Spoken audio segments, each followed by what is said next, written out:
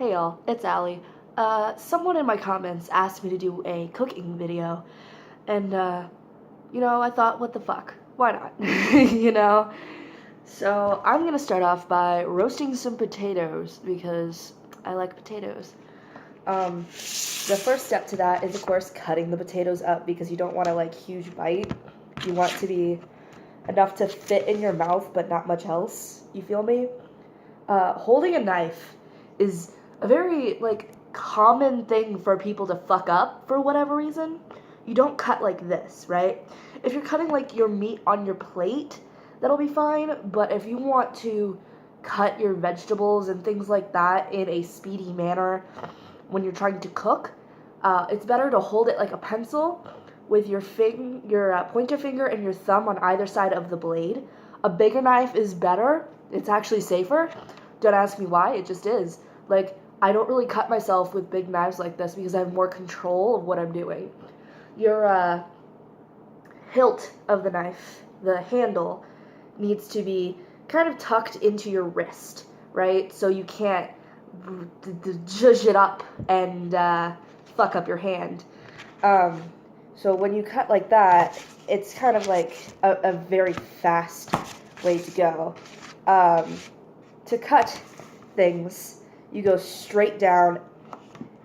Or you kind of don't really do straight down, you go like a rocking motion.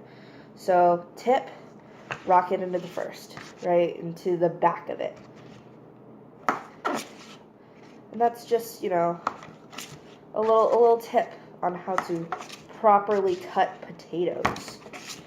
Which, doesn't seem like a thing that people would easily fuck up, but they do. And it's nothing to be ashamed of if you don't know what you're doing. Sometimes you just were never taught, or you never really grasped the concept, or no one explained to you why you do it. So you just do it the wrong way because, it doesn't make sense to me why you would do it the other way.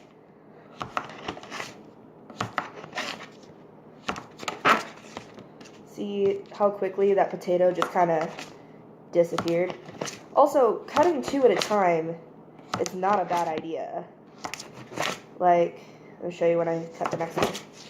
So, when I cut this potato, I'm going to cut it in half right down the long end, right? So, hot dog style. And right down the middle, right? Lay it on its side because you always want the flat end to be down so it's not rolling around and you don't accidentally cut your fingers. Another way to avoid cutting your fingers, I don't always do it because I trust myself most of the time, but you can do it if you're scared of the knife.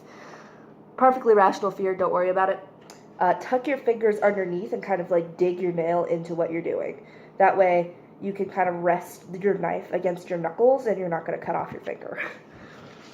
I'm going to cut right down the middle of this here. And then cut the two halves that were separated, put them back together, and then rock the knife back and forth just to make sure that they're properly separated, because sometimes it won't separate. And if you find a particularly thick piece like that, you can just put your hand on the dull end of the blade and help you rock it, I guess. Because two hands are always stronger than one. Okay, now that we cut the potatoes, we are going to get a pan wrapped in alu foil, just because it makes it easier for cleanup. I don't like having to scrub things off of pans, it sucks. And a small pan of vegetable oil. So I'm going to take a handful. Let me take my rings off, hold on. Put my hair up so I don't get hair in this. Oh, look at that, it's my belly button. I'm wearing a crop top, if you couldn't tell. Take a handful of potatoes, just kind of drop them in the oil, just zhuzh them around a little bit, and just kind of lay them out. A little equidistant is okay, but if you can't do that, if you simply cannot grasp the concept of equidistant, that is fine. I just have OCD and have to do it the right way, or else I start to have an anxiety attack. like, legitimately get anxiety over the potatoes not being laid out correctly. You see? Yeah. And just kind of lay them out after they've been dipped in the oil. And then I'm not going to do anything special with the seasoning. I'm just going to put some seasoned salt on there and let it be. Probably should preheat the oven. I think about 350 should be fine. I never really timed it to see exactly how much time. I more put it on like 10-minute intervals and then check on it every 10 minutes just to be safe. I grew up with Hispanic family and like a very timer kind of family. You feel it in your heart, right? You feel the cooking in your heart. There is no cooking by the book. Old memes. Fucking Stephen Carl Stephenson is dead. That's sad.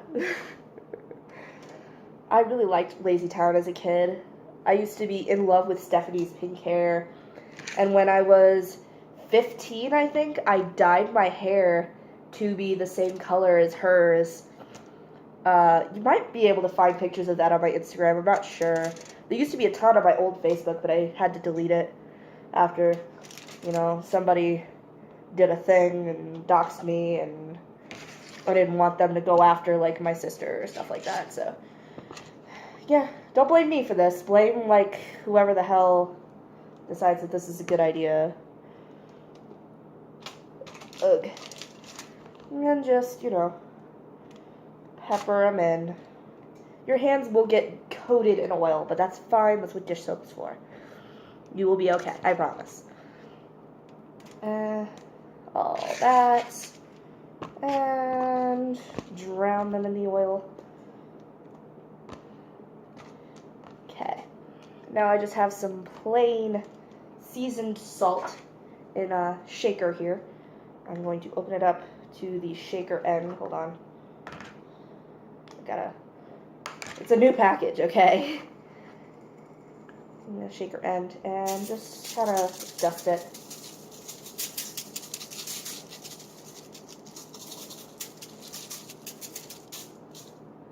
I tend to go overboard with seasoning. It's the Puerto Rican thing, alright? Put this in the oven while it is still preheating because, it doesn't really matter. You'll be fine. But yeah, that's pretty much it for how to roast potatoes. We'll check back in with you after they are cooked. Or not. Just let's not, and then you can figure it out for yourself.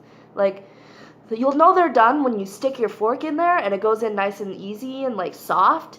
If it's kind of hard to stick the fork in, then it's not done yet. You need it to be tender. Yeah, that's it. I will see y'all later. Adios.